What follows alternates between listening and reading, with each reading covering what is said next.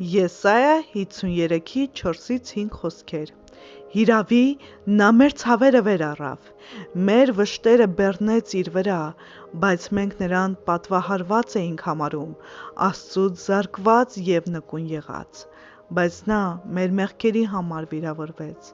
մեր անօրենությունների համար հարվածվեց և մեր խաղաղության պատիժը նրա վրա եղավ, նրա վերքերով մենք բժշկվեցինք։ Մեր անիրավությունների դեմ Աստծո դատաստանի ամենամեծ ապացույցը ֆիզիկական մահն է, հոգու բաժանումը մարմնից։ Ադամի ժամանակներից մինչև ներկա ժամանակները մարդիկ առերեսվում են այն սարսափելի և անհերքելի իրականությանը, որ մահանալու են։ Հռոմեացիների 5:12 Աստվածաշունչը սովորեցնում է, որ մահը սկզբնապես արարչության բնական մասը չի կազմել։ Այն Աստծո դատաստանն է մարդկանց հանդեպ նրանց մեղքերի պատճառով։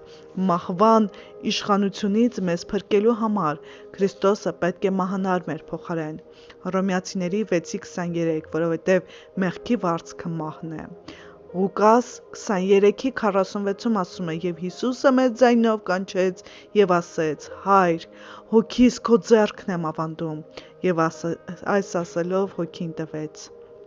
Ա Պետրոս 3:18 ասում է. «Որովհետև Քրիստոսն էլ մեկ անգամ մեղքերի համար չարչարվեց, այն արդարը անարդարների վրա, որ մեզ մոտեցնի Աստծուն, որ թեև մեռավ մարմնով, բայց կենդանի եղավ հոգով։ Քրիստոսը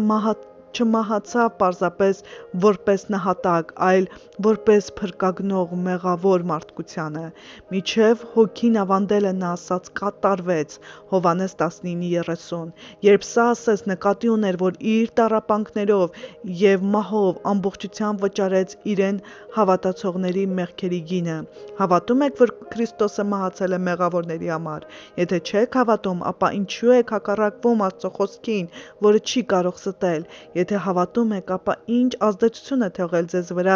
այս ճշմարտությունը։ Արդյոք շարունակում եք անտարբեր մնալ խաչված Տիրոջ նկատմամբ, կամ որ ավելի վատ է, օգտագործում եք Քրիստոսի խաչը որպես արդարացում չար ու անբարո կյանք վարելու համար։ Եթե Քրիստոսի մահը իսկապես դիպել է ձեր սրտին, ապա չեք կարող շարունակել ապրել ինքներդ ձեզ համար, այլ ներքին մղում կունենաք ապրելու նրա համար, ով մահացել է ու հարություն է առել ձեզ համար։ Երբ Աստված բացի ձեր աչքերը տեսնելու իր իմաստությունը և զորությունը խաչի մեջ, դուք երբեք նույնը չեք մնա, այլ կհետևեք հարություն առած Քրիստոսին։